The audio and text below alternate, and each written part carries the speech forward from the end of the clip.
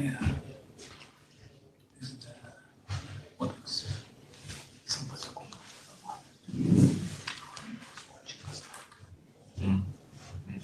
bionics? Where do you guys sit? Yeah, you have choice. Oh, these are empty. But only this one, Jamila, is sitting, so you can take any of those chairs.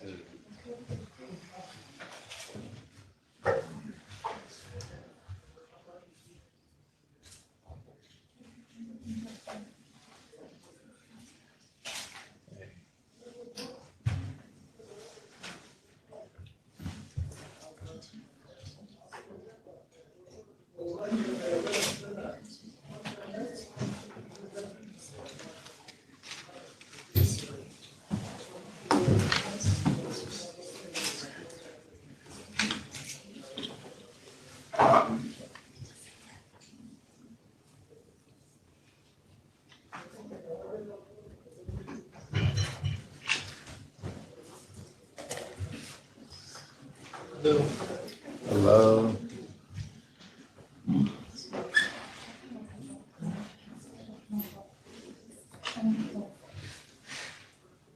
Okay, Jamila, should we start? Or?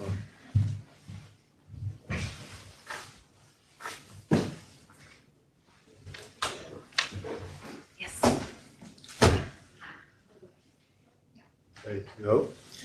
Right, good afternoon, everyone, and welcome to our first presentation in our bi-weekly seminar. It's really encouraging to have this turnout, and I hope I do not disappoint you and give you what you are expecting from this presentation. The title, we have already noticed, is newly developed tools and applications that could be used for research, especially with the advent of AI. Usually it's the case that presenters share with the audience their take-home message at the end of the presentation, but I would like to share with you my take-home message right at the beginning of my presentation, so perhaps you could have an idea of what you will get from this presentation. So I have 5 messages to share with you. Number one is that we have now entered and living in a new era, and this new era is labeled as artificial intelligence era, which I will explain what it means to us. And the second is that this new era is being represented by generative artificial intelligence, or Gen AI. I will build up on the word Gen when I discuss my sarcastic discussion. I noticed that the guy is now smiling, so perhaps it connotes something with you. Yes. Number 3, these Gen AI tools have 2 faces. We can refer to them as a good face and an evil face. And the 4th message is that there are now many AI applications and tools that can be used in the research process, and I will refer to some of you. Of course, there are others to explore, but more importantly than knowing about these applications is we need to exchange ideas and experiences about the best way of using these, because these might have ethical implications as well. Let's move on. I have a problem that the slides do not move forward, so every time I have to escape the screen and go to the next slide, and then again go to a slideshow. Okay. And right, so the way that I have organized my talk today is along 5 lines.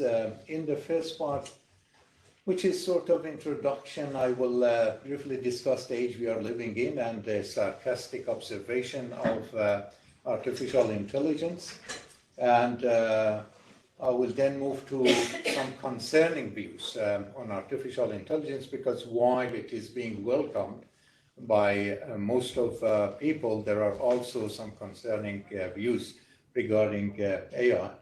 And then I will shift to large language models, which are the foundations for generative artificial intelligence. And then, because we are now all familiar with ChatGPT, so I will refer to some of the functionalities of ChatGPT. I'm sure that we are aware, but this is just to create a context, so that then I can go and share with you some of the examples of newly developed tools and applications that we can benefit in the research process. And hopefully there would be some time at the end for questions, but more importantly for comments, because I would like to hear your views as well. So Mara, could you help please the slides don't move on?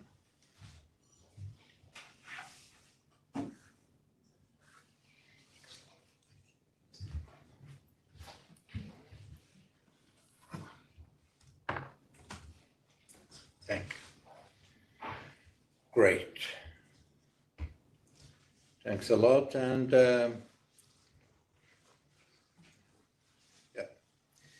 okay, and I take this opportunity and welcome those who are joining us online. I think there are how many people online? 46 people online, so that's great. So I welcome everyone online as well. Okay.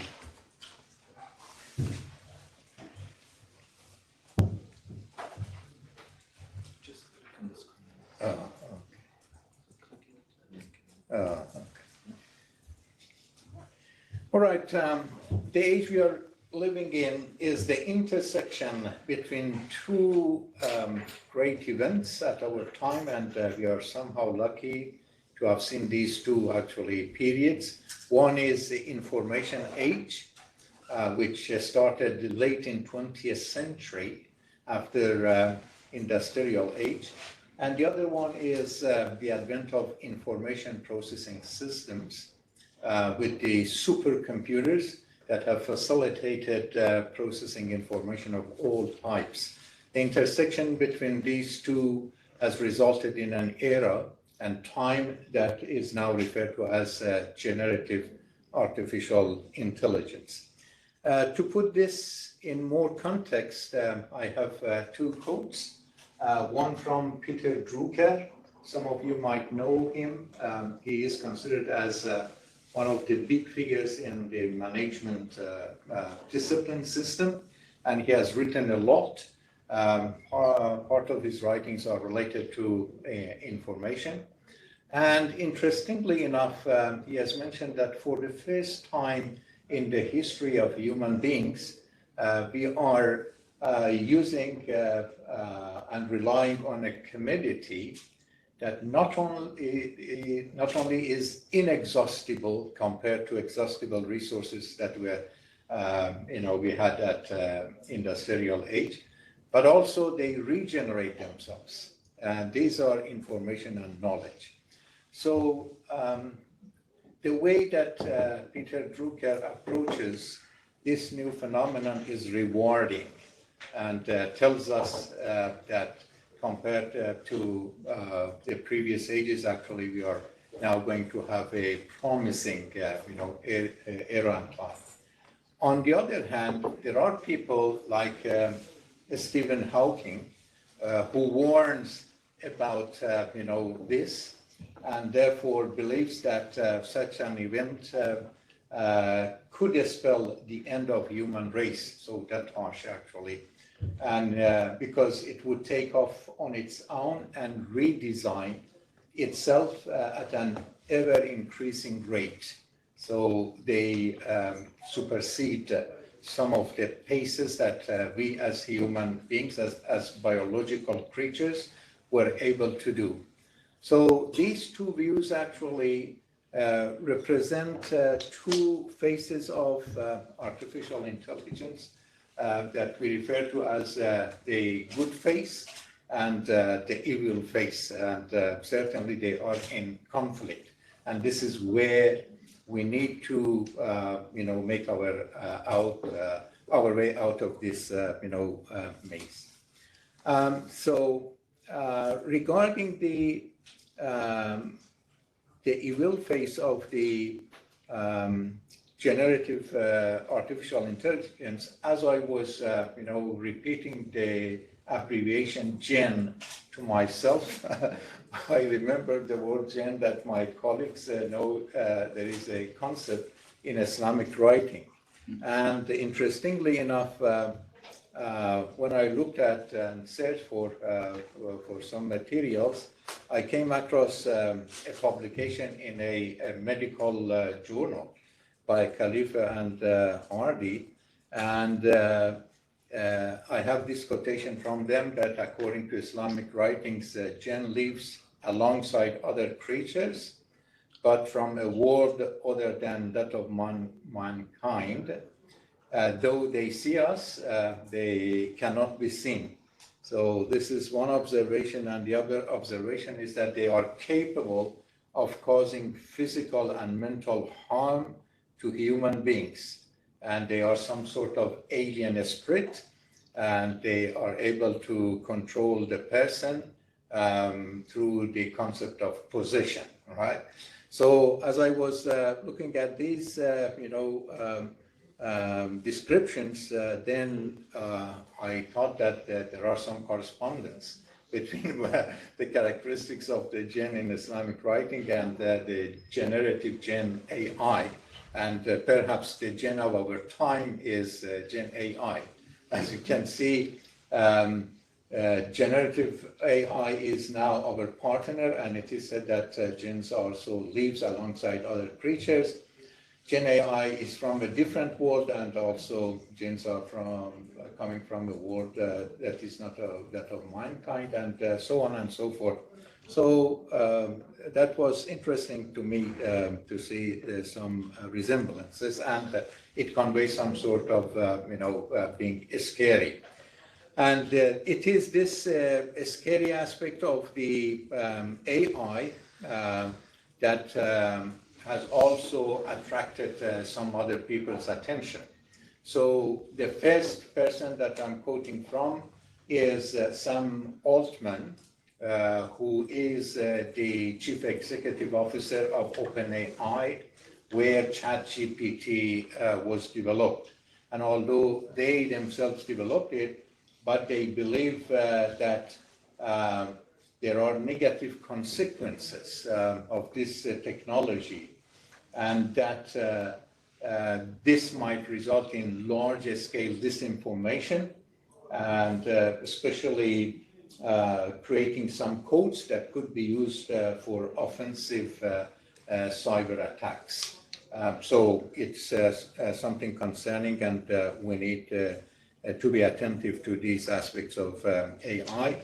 On the other hand, I'm sure that you're all familiar with Noam Chomsky, who is an internationally well-known linguist, and he has written about and has been interviewed recently on the AI and different aspects, and he has considered AI as dangerous as well, especially because he believes that it's a terrific technique of disinformation, defamation, and preying on human gullibility, especially when combined with images. So these are, concerning ideas. I have two more actually. One by, again, Geoffrey Hinton, who is considered as the godfather of AI, and who quit his job in Google in order to be able to freely speak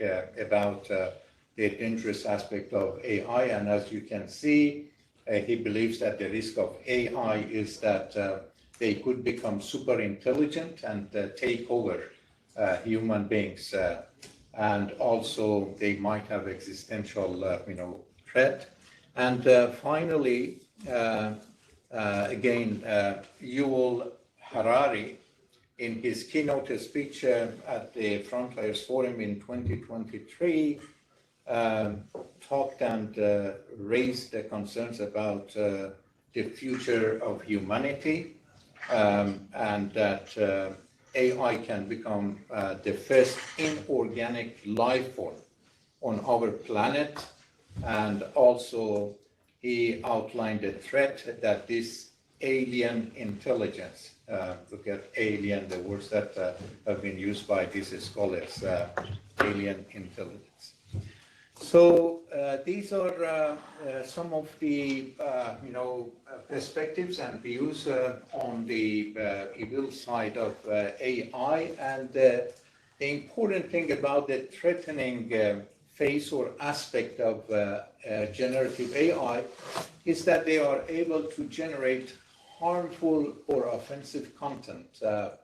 And the most concerning harm stems from tools like deep fakes that maybe are now familiar with, that can create false images, videos, text, and speech that can be agenda-driven or fueled to spread hate speech. So these are, the concerning aspects. Not only that, but also, as I mentioned before, concerns about taking over control from humans and reshaping society, as it was in the words of Hinton and Harari. However, as again Altman actually mentions, despite the dangers that generative AI can have for human beings, there are lots of advantages, and it is the greatest type of technology that human beings have been able to develop ever since. So one of these advantages and outcomes has been large language models, which are pre-trained on massive data sets of text to generate human-like text. They are able to answer questions and assist in translation and summarization, and also perform many natural language processing tasks. And this put them on unprecedented, actually, type of technologies that we have had so far. And it is these opportunities that create chances for researchers in order to benefit from some of the facilities that they provide. And so these are the good aspects of these technologies. Based on the large language models, now there are some programs or tools. We are all familiar with generative pre-trained transformer, GPT, but there are also others that you might have less heard about them. One is BERT, the other one is XLNet, T5, Roberta, ChatGPT, that now has improved to ChatGPT 3.5 and ChatGPT 4, and even I think ChatGPT 4 Plus. And the latest actually has been Bloom, which has been trained as a multilingual. Of course, the multilinguality feature is available in others as well, but this one is designed to cover 46 natural languages and 13 programming languages. So as you can see, they are improving at an exponential rate. Not only each of these are developed, but also new applications and tools are developed every day. Let's, because we are now all familiar with ChatGPT, let's have a look at some of the functionalities of ChatGPT 3.5. I have listed 14, but I'm sure that there are more capabilities and functionalities. So one of them is brainstorming.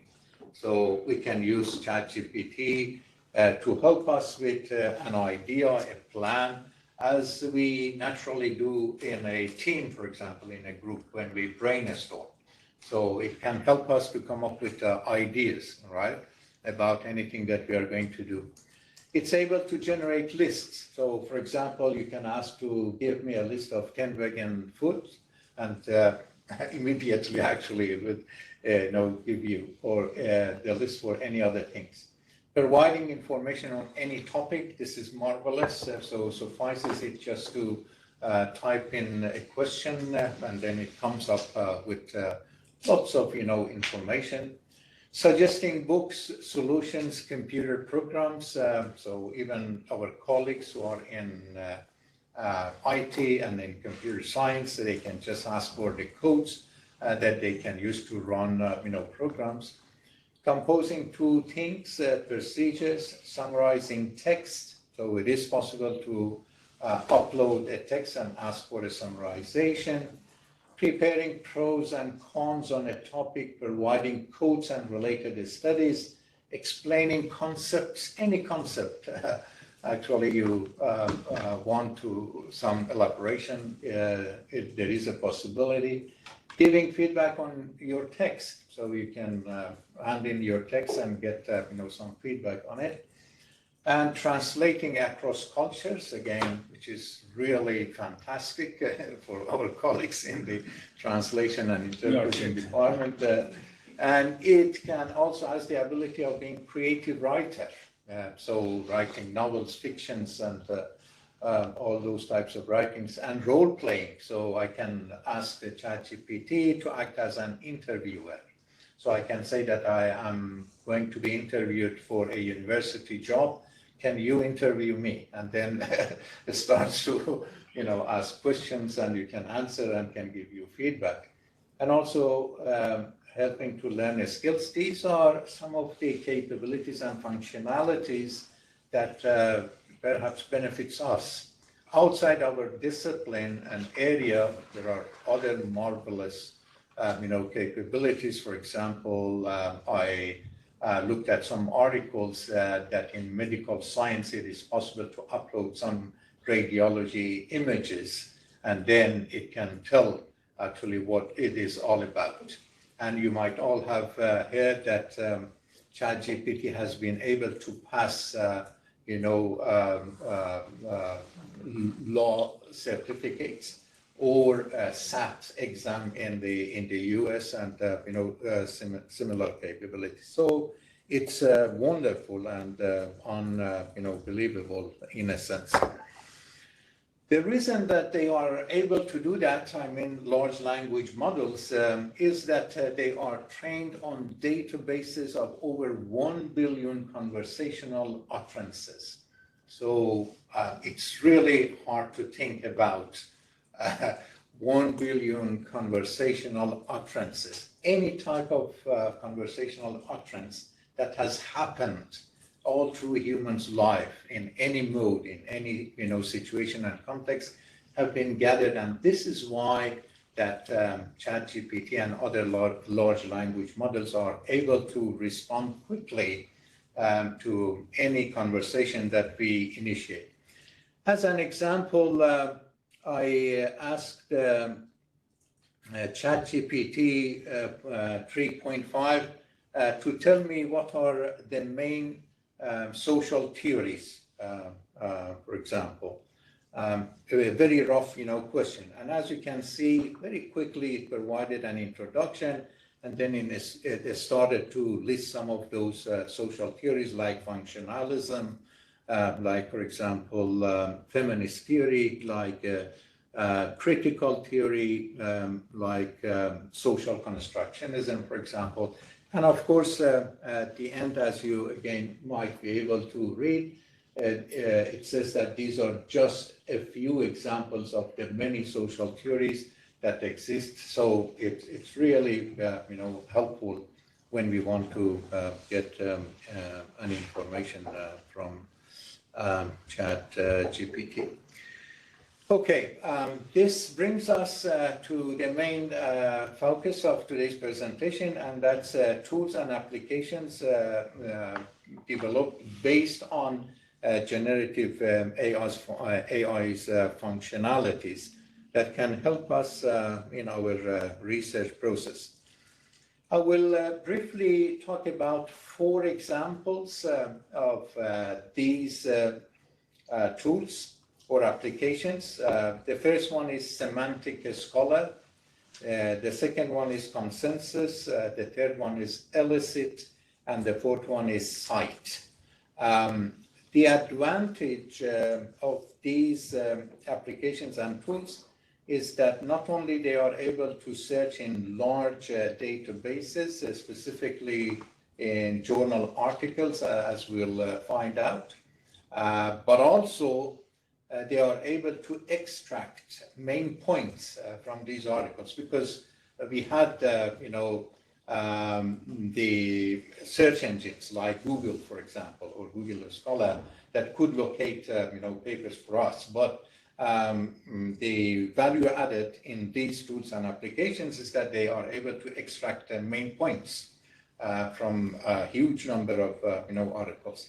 And more than that, they are able to synthesize these and, present a coherent, synthesis of the main points.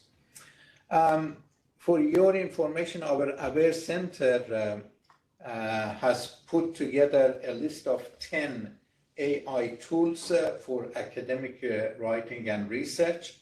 I think these 4 are also included. The rest of that list is more related to academic writing. So if you are interested in, you can download the handout from our Aware Center that includes, the list of these 10 tools. Another important thing that our colleagues in Aware have done is that they have provided links to YouTube, video instructions about these AI tools that could be used. Okay, let's move on to these tools and applications. The first one is Semantic Scholar. It is a search and discovery tool that searches 206 million articles from different fields. So 206 million articles is not a joke, right? Again, chances are very low that we miss anything. And as I mentioned at the beginning of my talk, we are now living in an information age. There is information explosion. And it is said that every day more than 12,000 scientific articles are published in different journals. So it's really something useful that can help us not to miss any point in any published article.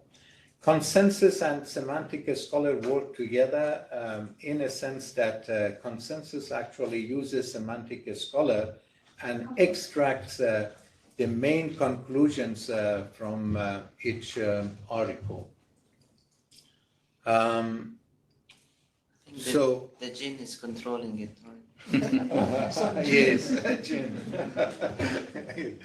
With us and controlling something. Okay. I have got a sample output from Consensus for you to have a look. So as you can see, there is a main box where we can type in our question.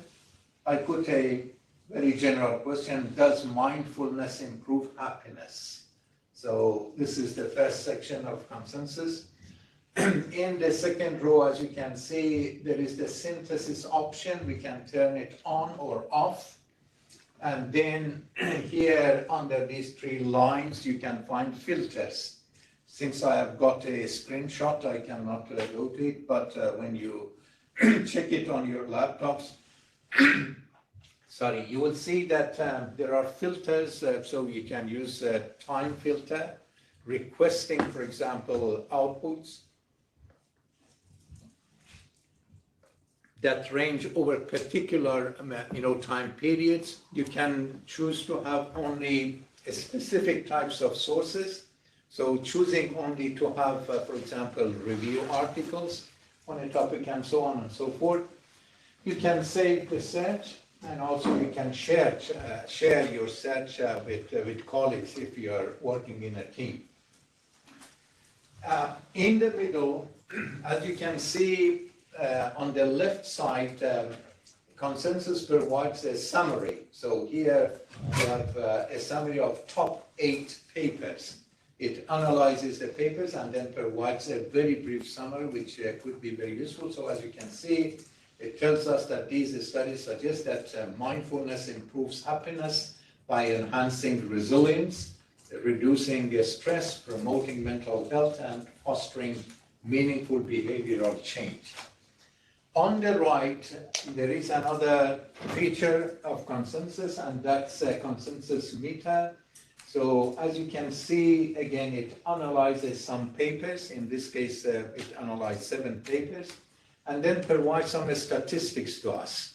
Out of the 7 articles, 71, about 5 articles said yes, as you can see, that mindfulness improves happiness. Possibly 29% of the articles, about 2 articles said it might be possible, but it might not. And none actually mentioned that there is not such a positive relationship between them. At the bottom, there would be a list of articles, so we can scroll down.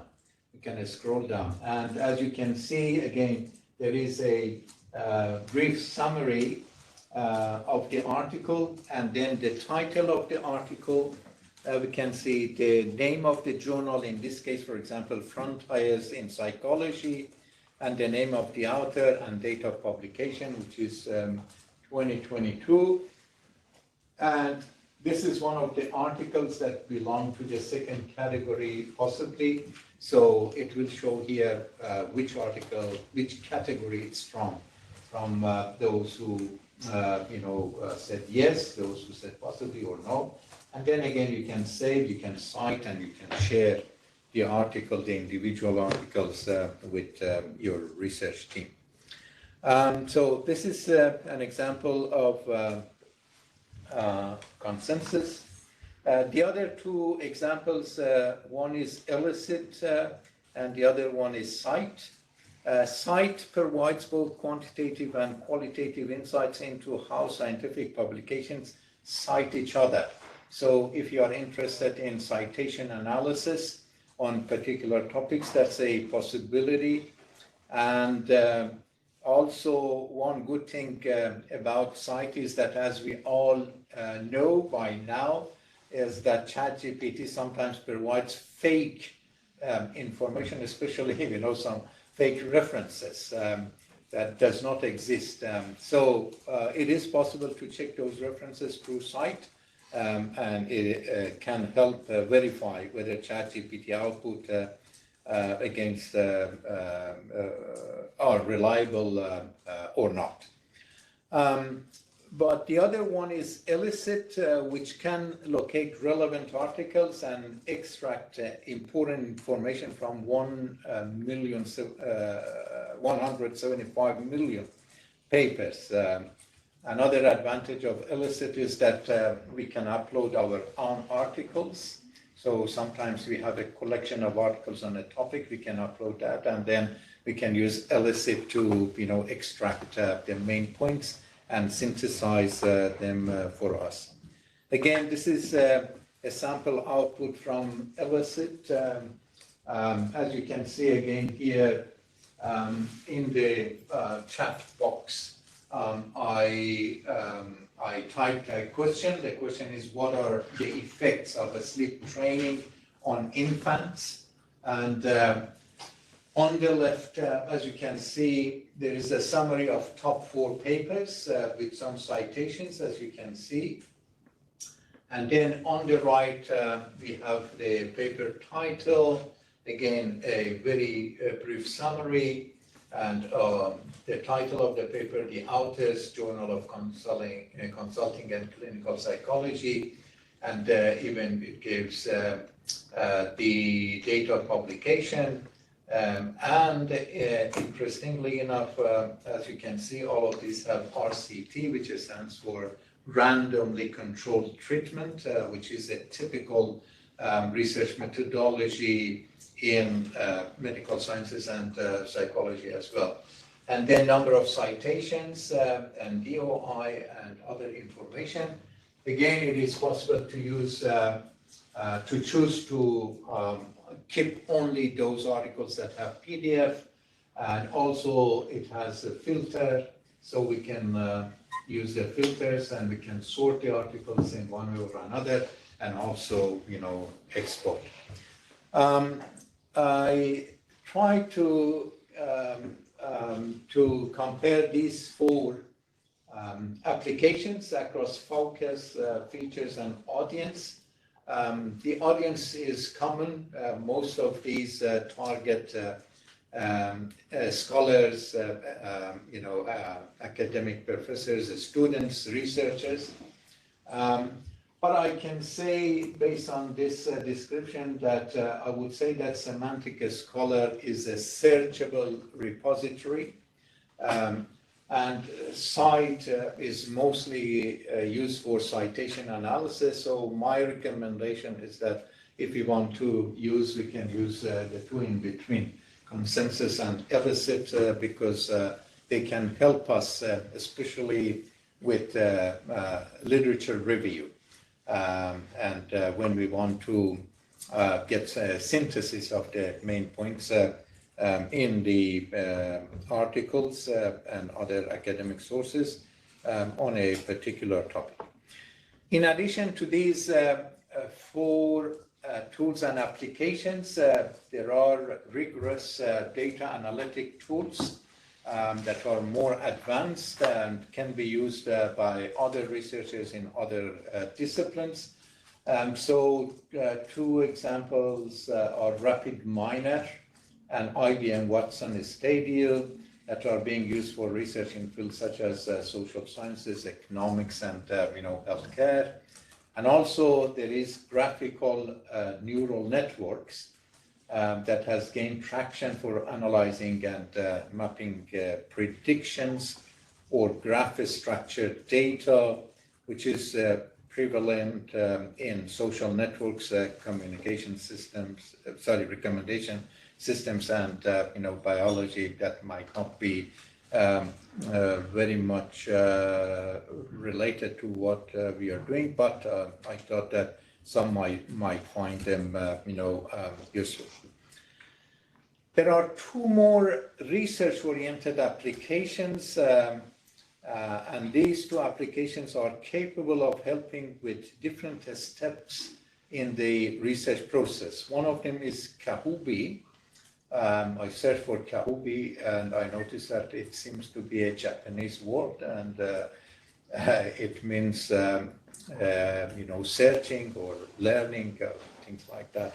And the other one is AvidNote. I will focus on Kahubi and will try to show you some of the capabilities of Kahubi that I think are useful in the research process. Just to refresh our minds, when we talk about research process, these are usually the steps that we go through as researchers. We start with posing a problem. And then once we have a problem, we usually search in databases for relevant literature. And we try to find relevant literature and review them and identify a gap or niche in the research that based on that we formulate research questions.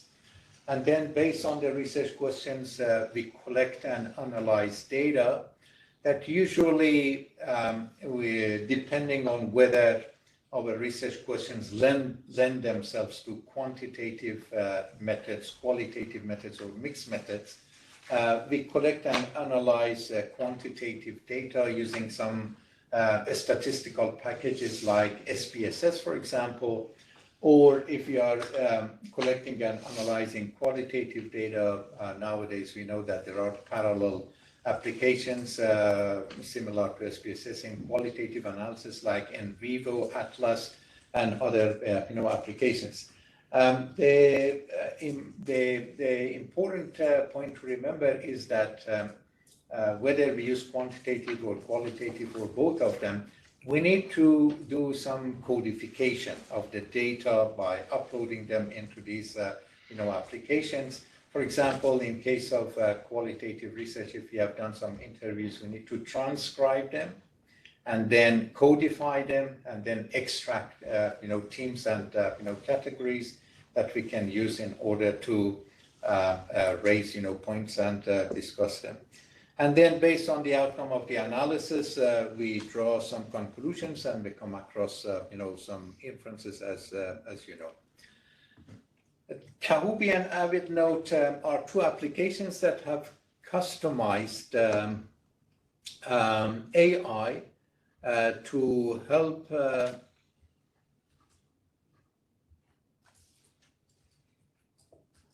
the different steps in the research process. So, for example, when we look at Kahubi, it helps with reading in the sense that it's able to simplify text because it is the nature of scientific and academic publications that they usually use dense language because there are lots of jargons in these articles. So one of the specifications of Kahubi is that it can simplify. So we upload an article and ask to simplify it in plain language, in understandable language. Also, it's capable of translating text, summarizing text, getting opposite views. So because the outcome of research is usually propositional knowledge, and therefore there is always opposing views. That's possible to get. Providing academic reviews before submitting for peer review. So we commonly submit and give our draft papers to our colleagues to read and give us comments. So now it's possible to upload and get peer review before submitting a paper to a journal. And also it has the search and writing capability. So for example, we can provide a brief description of our topic and ask what are some of the good key literature search. So it can provide some keywords for literature review. It can generate interview and survey questions. I will show you that when I describe my study, then it comes up with potential interview questions that I can use.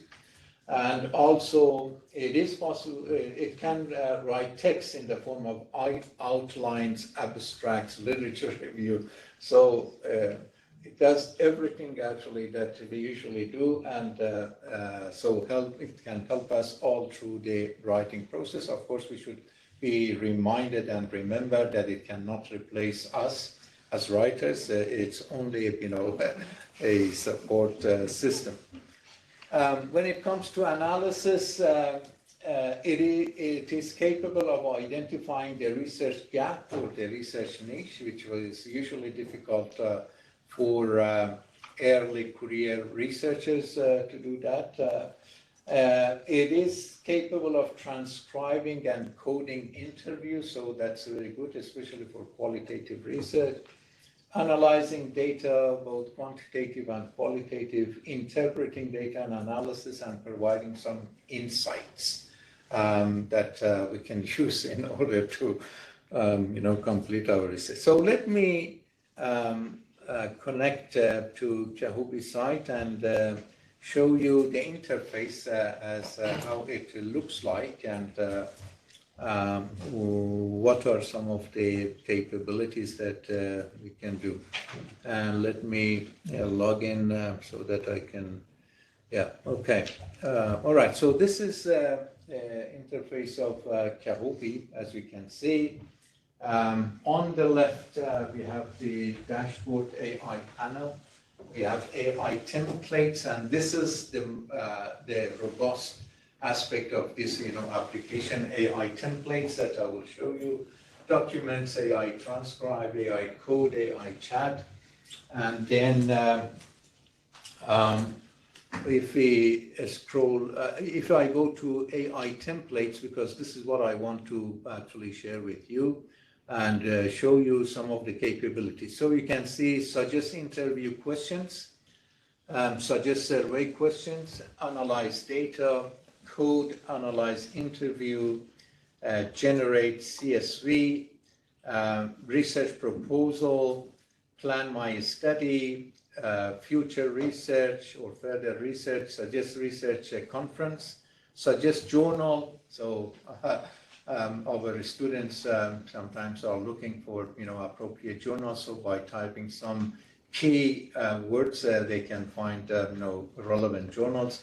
Write Twitter thread, suggest a title, ask anything, translate this, proofread this, explain this, what is the opposite view, critique this, summarize text, write anything, write literature review, write introduction, write methods, write discussion, write results for us. So all in one place. Okay, and some other actually features. Now, let me just give you an idea of some of the capabilities. So if I click on suggest interview questions, I can choose the language.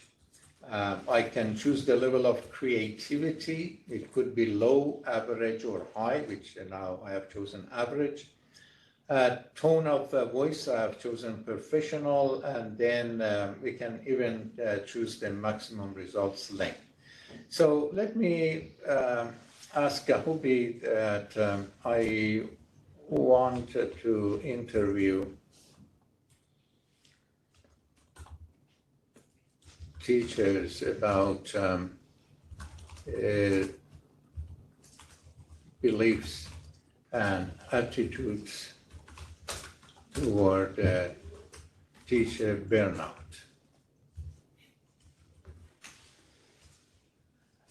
So I want Kaubi to suggest some interview questions that I can use. Of course, there is always room for editing, for choosing, for modifying the questions that we get from these machines.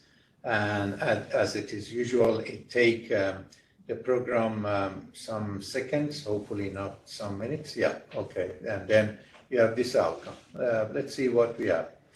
So it has provided some introduction questions. Can you please state your full name and current position in the education field? How many years of experience do you have as a teacher? Then we have main questions. 1, 2, 3, 4, 5 main questions with some sub questions. And then we have follow-up questions. So we have got 4 follow-up questions. And then we have got final questions. So in the interview, because finally we want to end the interview, we have got these questions. For example, one of the final questions is there anything else you would like to add regarding your beliefs and attitudes towards teacher burnout? If this question, if there has been anything that has not been covered in the main question, so this will be a final question.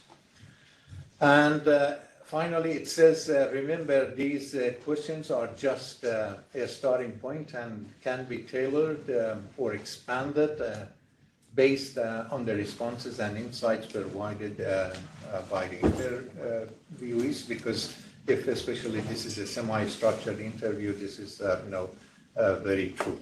So this is one capability of Kahubi that can provide us with potential interview questions. I would now show you analyze data and Here we can actually provide quantitative data and see how Kaobi analyzes it. I have this list of top 10 countries with the highest GPD. So what I do, I copy this table and I go back to Kaobi and analyze data, and then I paste it here. So it will paste the table here, and then I will ask for generate text and see what it tells us about these numbers. What the program does is that goes through this table and the numbers and analyzes the data, and then comes up with some insights about the data in the table that we can use in one way or another. So, for example, here it says it responds to some questions that itself has generated. So the first question has been, what patterns can you identify in the data? And it says the United States has the highest GDP and GDP per capita. China has the second highest GDP, but a relatively low GDP, capita. And then there is a general trend of higher GDP per capita in countries with lower GDP. So you can read about all these. Sorry to interrupt, but yes. But the US is not correct. It's not correct. So the this is per capita is not highest in the US. According to the table that I it's just this table might have been problematic. Yeah, it is problematic. Yeah, exactly. So this is why, and this is what I will get to when I refer to the rest of my PowerPoints, that it's very important to ensure the quality of the data that we provide to these software programs. So the source for this data might not have been correct. This is from Forbes. Maybe it's purchasing power parity. This is where the small print is also very important. Yeah, okay. So that's very true. In favor of time, let me actually stop at this stage and just refer to some of the advantages of Kahobi versus the other four applications and tools that I mentioned. The one advantage is that Kahobi has AI templates, and therefore it is possible to use the template that we need. Also, it is capable of doing a lot of reading, searching, writing, and analysis options. It enables quicker editing, writing, reading, and analysis, helps with data collection, and also helps with other steps in the research process, as we noticed. And also it can help us with organizing our research, for example, planning the study, suggesting journals, and so on and so forth. Now, I get to the concluding remarks that there are challenges that we are facing regarding changes generative AI will impose to our world, our workplaces, and activities. So while it is certainly beneficial, there are challenges that we need to recognize and see how we can face. They may become threatening, as it was mentioned by concerning those scholars who raise some concerning ideas, if they take control over us. So we need to be alert and pay attention. They can indeed facilitate tasks and processes, as we noticed. However, we need to use them in appropriate and responsible ways, and considering research and writing integrity and ethics, which is very important.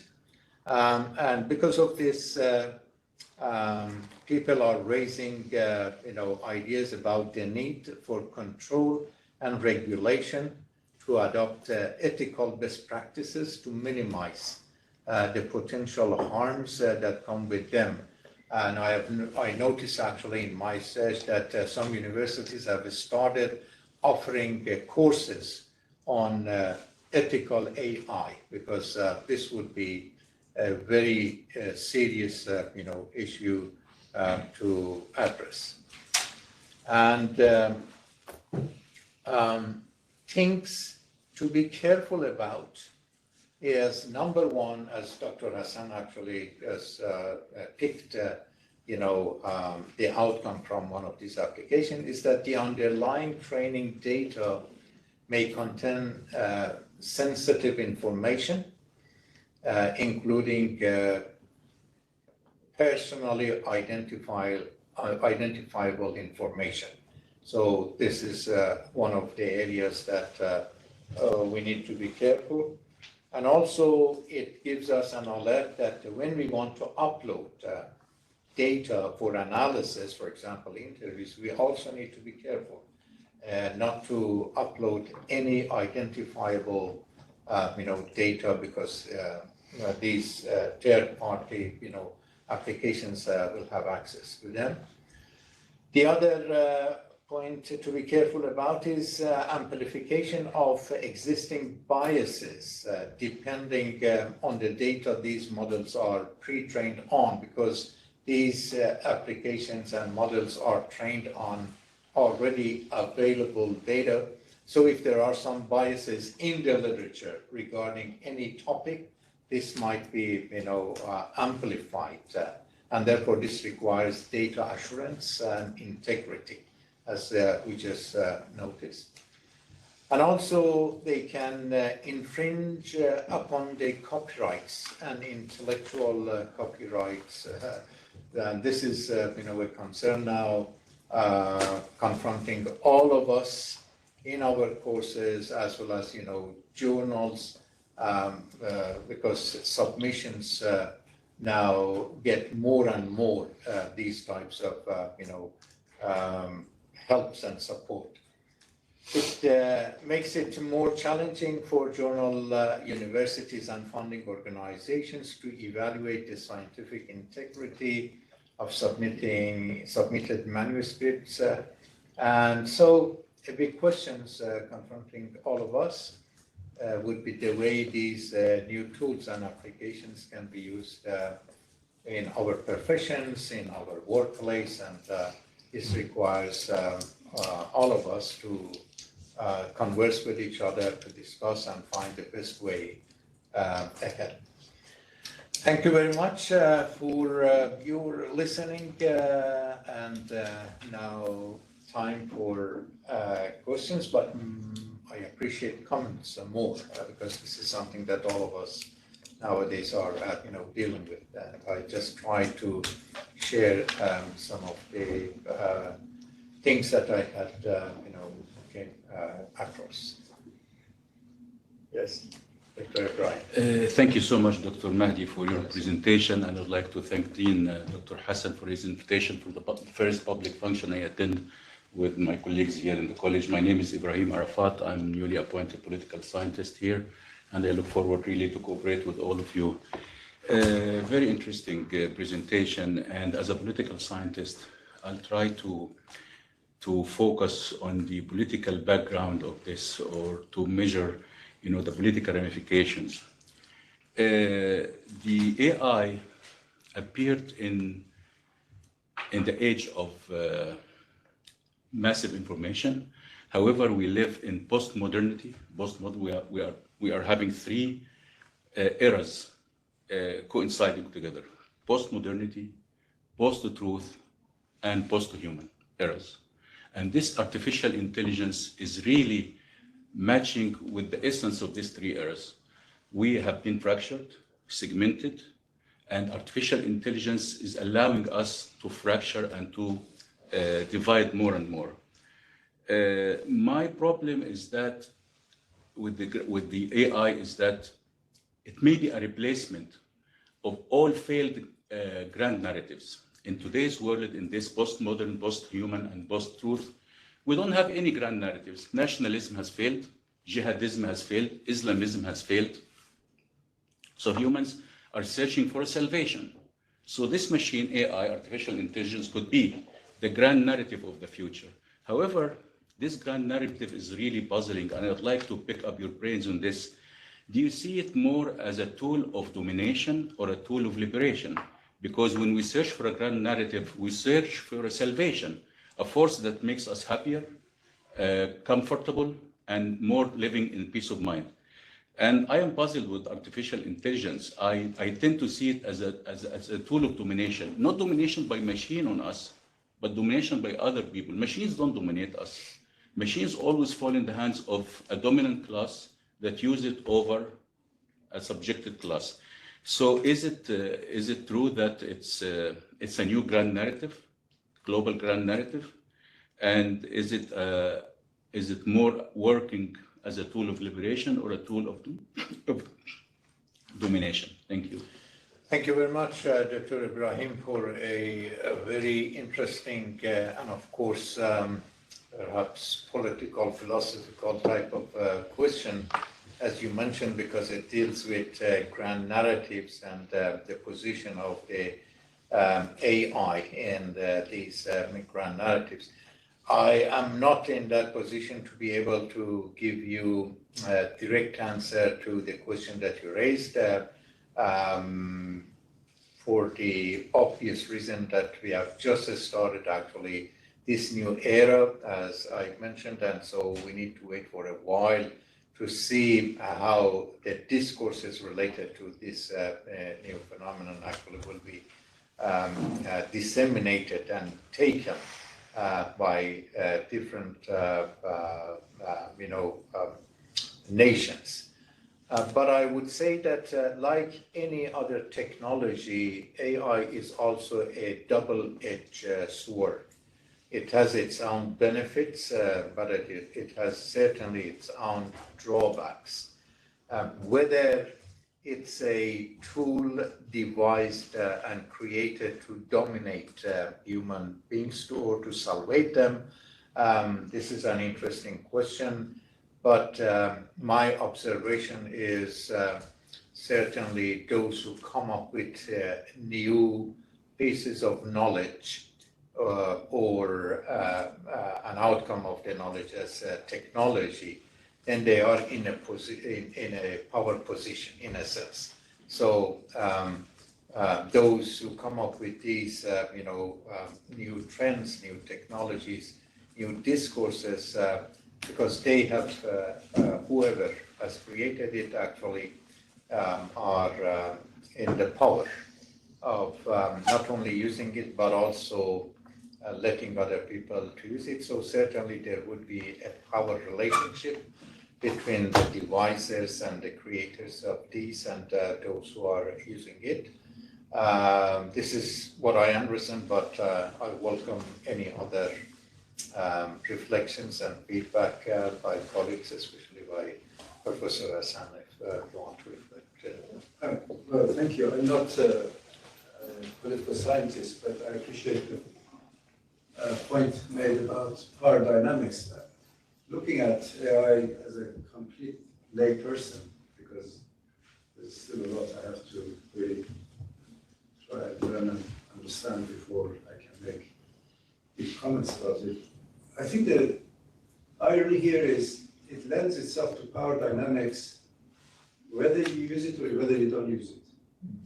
You're likely to be dominated if you stay out of the game, because those who use it and the power that it unleashes generates power dynamics that will be naturally against those who fall behind or who do not use it. And even if when you use it, and this is, I think, Dr. Arafat's point, the extent to which the benefits of the new technology would be spread would be far from equal. So you're damned if you use it, you're damned if you don't use it. It's not so much a question of choice, it's a question of, I think this goes with your conclusion. We have to come to grips with how we want to confront this new technology. It's a tool. All tools, as you said, can be abused or used. We simply don't know the extent to which this tool can be abused. certainly we had early warnings in your presentation from the chief architects of the new technology. And that's very worrying when you think about it. So, as an economist, I'm more interested in regulation. You know, if you don't regulate this field, I think it lends itself to phenomenal possibilities for abuse, for domination, for inequality, for exclusion, and so I think this there has to be regulation. You touched on the ethics. Of course, universities now confront these challenges, but I think the regulation has to be worldwide. Yeah. It has to be overseen by some supranational organization, because knowledge and technology ultimately do not know borders and boundaries.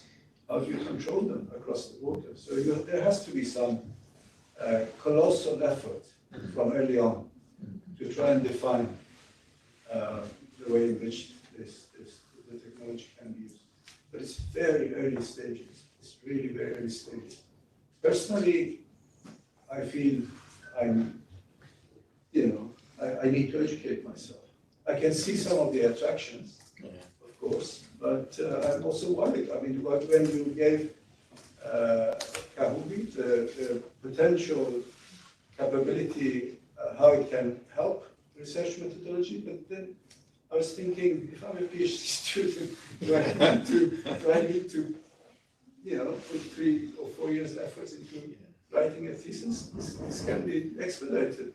So much of what I did when I was a PhD student can be compressed into days, not hours. And this is the target, Doctor.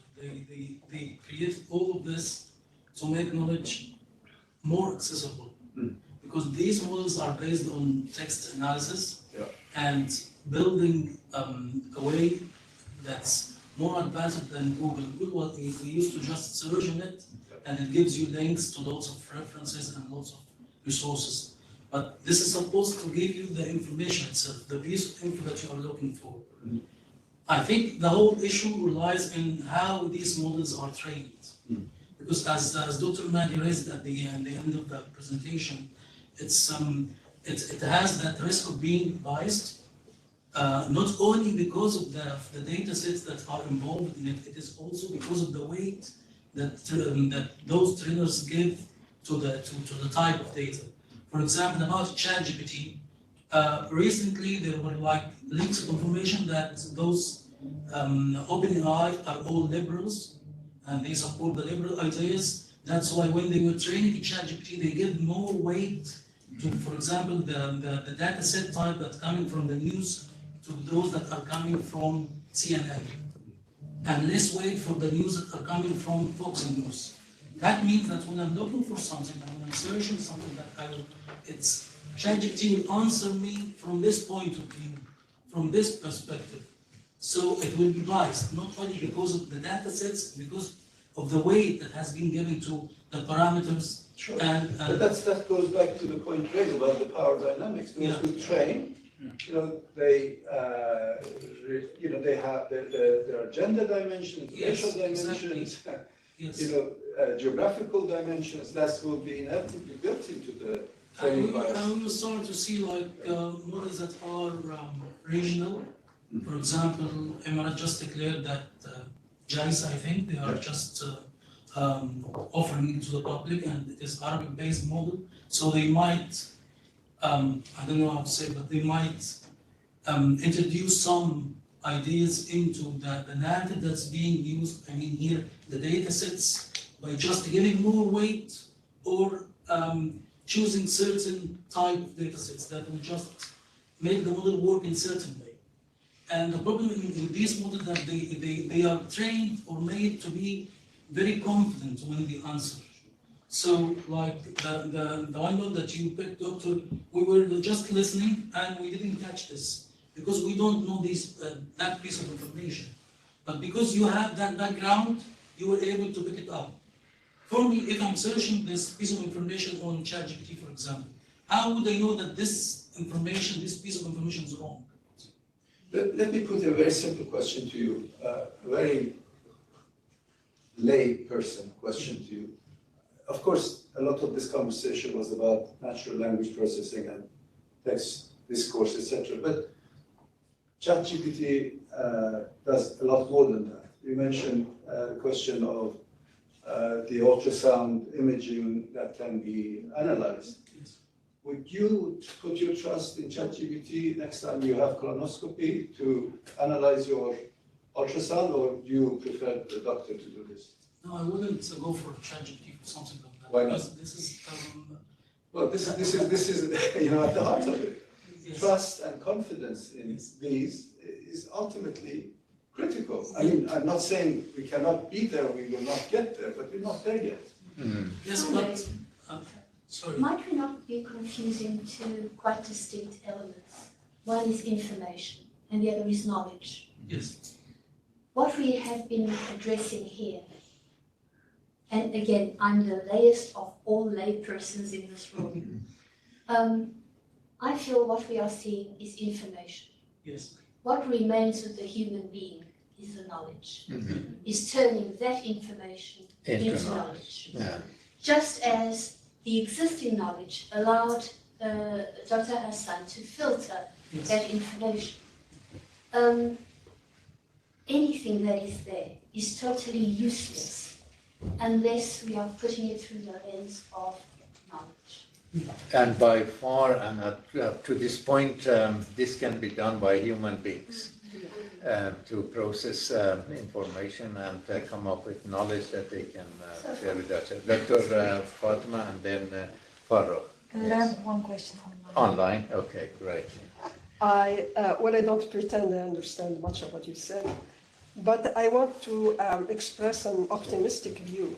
I think when we first heard artificial intelligence right after computational linguistics, and you mentioned Chomsky with his generative linguistics, I think that humanities would be there to put brakes on some of these advances. I'm talking here on a very general level. I'm not going into any specificities. So there is hope. Maybe those negative things that you mentioned will be like shifted away with time. Because knowledge is not only like a very straightforward logic. There's also a lot of things that humanity needs to keep. And with the advent of technology, I thought that, for example, at one point that poetry will disappear. It has not. It's thriving. I thought that a lot of human inventions and into even like in the field of artificial intelligence, I think, or I hope that the positive sides of all this will be used, and maybe the negative sides will be pushed away. Diminished, yeah. Thank you. Let's hope and be optimistic. Yes. Yeah, I just would like to share my own experience. It was one of the coursework assignments that to use ChatGPT and to look for references for my own research topic. And I give the command to ChatGPT and it generated 30 articles, but out of those 30, 29 were fake.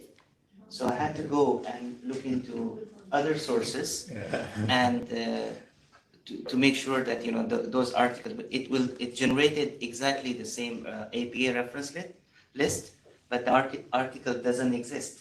So it provides some information, but then you have to validate and cross-check the information. And I also took a note of what you mentioned about the duration of studies. So maybe we should consider PhD programs to be run by having the access to this information.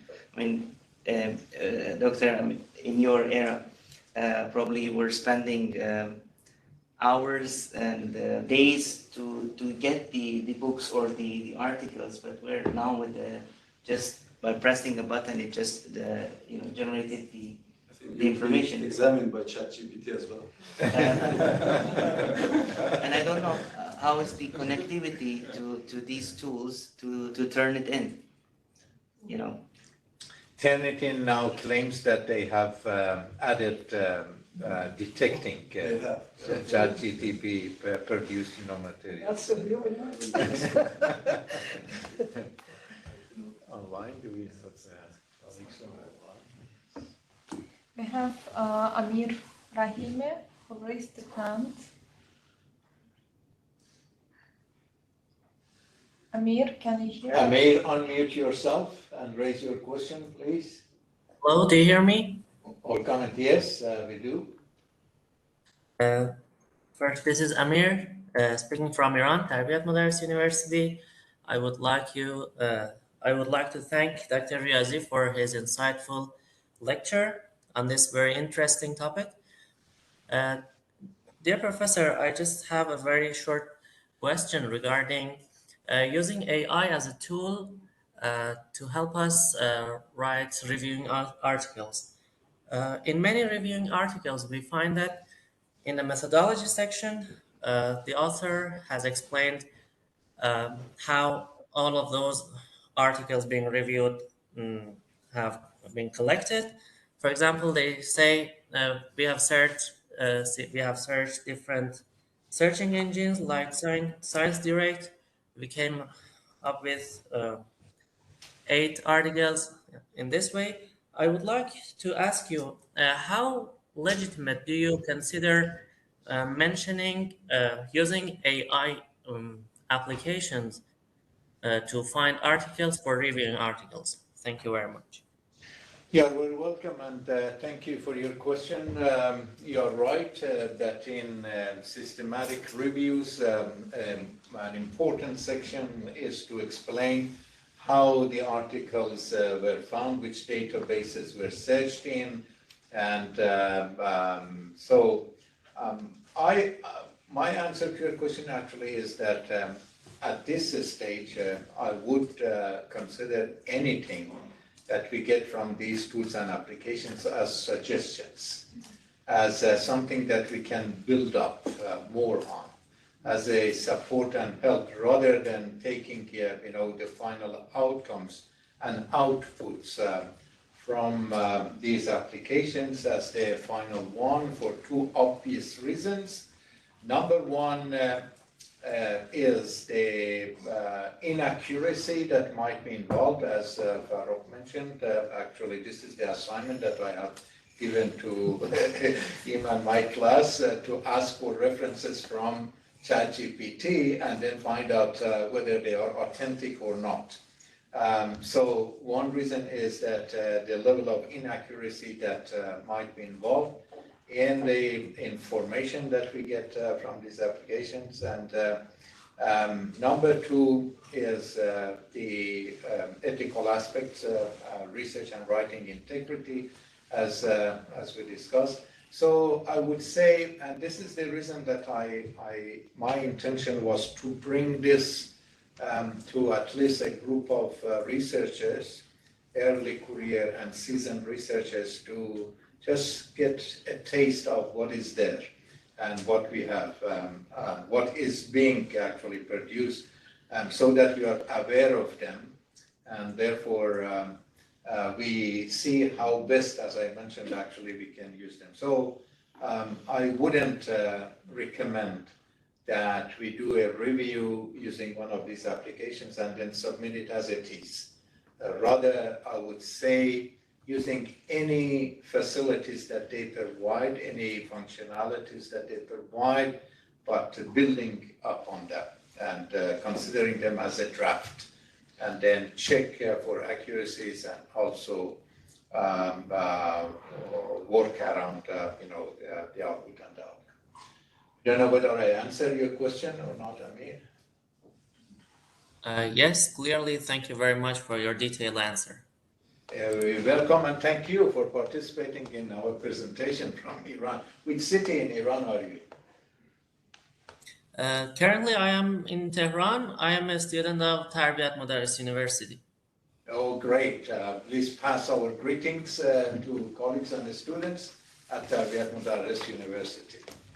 Thank you very much. For those here at Tarbiyat Madaris is teacher training.